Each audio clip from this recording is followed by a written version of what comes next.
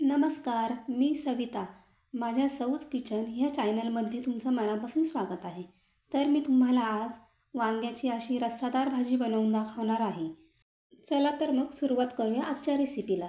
इथे मी एक मोठी वाटी घेतलेली आहे. त्याच्यामध्ये मी 2 ग्लास पाणी टाकलेले आहे. आता मी इथे वांगे कापून घेणार आहे. वांगे असे उभ्या पद्धतीने कापून घ्यायचे. त्याच्या 4 फोडी होतील अशा पद्धतीने.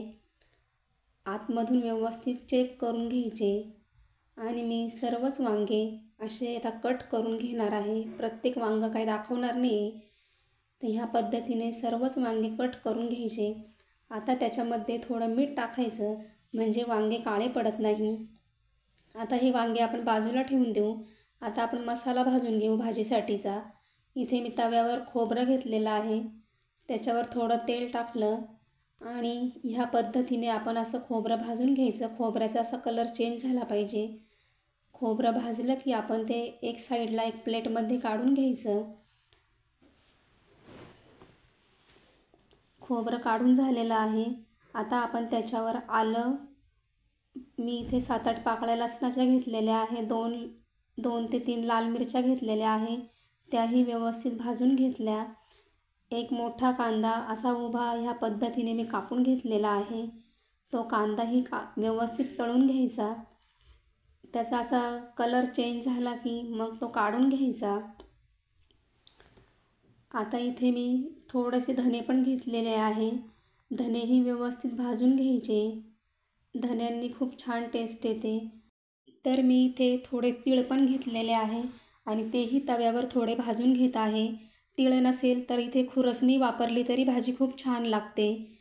आता तीळ काढून घेतले. मसाला आपण थोडा वेळ थंड होण्यासाठी ठेवू. थंड झाल्यानंतर त्याच्यात मी थोडी कोथिंबीर टाकलेली आहे. आता आपल्याला याचं वाटण तयार करून घ्यायचं आहे. मी इथे पाण्याचा खूप कमी वापर केलेला आहे. तर ह्या प्रकारे मी वाटण तयार करून घेतलेलं आहे. त्यात गरजेनुसार मीठ टाकलेलं आहे. थोडी हळद, 1.5 चमचा लाल मसाला, 1 चमचा काळा मसाला आणि वरून चिरलेली थोडी कोथिंबीर टाकलेली आहे. तर आता हे सर्व मसाले आपण व्यवस्थित मिक्स करून घेऊ. कोरडे असल्यामुळे त्याला थोडा वेळ लागेल. आता मिक्स झालेले आहे व्यवस्थित. कढईमध्ये तेल घेऊ. आता आपण जे वांगे कट करून ठेवलेले होते मिठाच्या पाण्यामध्ये ते एक एक करून सोडू. ते थोडे तेलामध्ये असे व्यवस्थित परतवून घेऊ. परतल्यानंतर त्यात थोडं असं मीठ टाकून पुन्हा एकदा आपण ते तेलामध्ये व्यवस्थित परतवून घेऊ. वांगे छान परतले की आपण त्याच्यावर झाकण ठेवणार आहे. 5 मिनटं आपण झाकण ठेवून ते वांगे वाफवून घेऊ. आता वांगे छान असे वाफलेले आहे. ते वांगे आता आपण एक साईडला प्लेटमध्ये काढून घेऊ आणि आपण जे कांदा खोबऱ्याचं वाटण केलेलं होतं ते वाटण व्यवस्थित असं तेलामध्ये तळून घेऊ.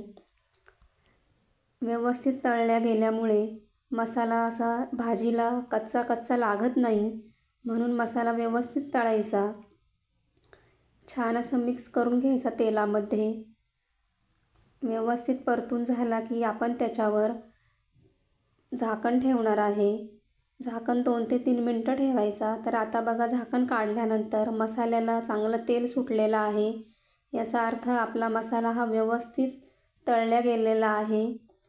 तर आता मसाला छान आपला असा तळल्या गेला आहे. व्यवस्थित एकदा परतवून घेऊ आपण आणि जे तळलेले वांगे होते, आपण जे वाफवलेले वांगे, ते आपण त्या मसाल्यामध्ये टाकू आणि मसाल्यात वांगे व्यवस्थित असे मिक्स करून घेऊ.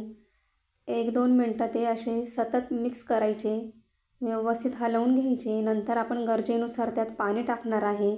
आपण 5 मिनटं वांगे वाफवलेले होते, त्याच्यामुळे आता आपल्याला वांगे शिजायला वेळही कमी लागेल आणि भाजीला पाणीही कमी लागेल.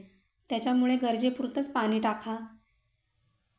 आता भाजीला उकळी आली की आपण त्याच्यावर 10 मिनटं मंद आचेवर झाकण ठेवू आणि 10 मिनटांनंतर आपण बघू. भाजी आपली छान शिजलेली आहे आणि रस्साही तसाच आहे.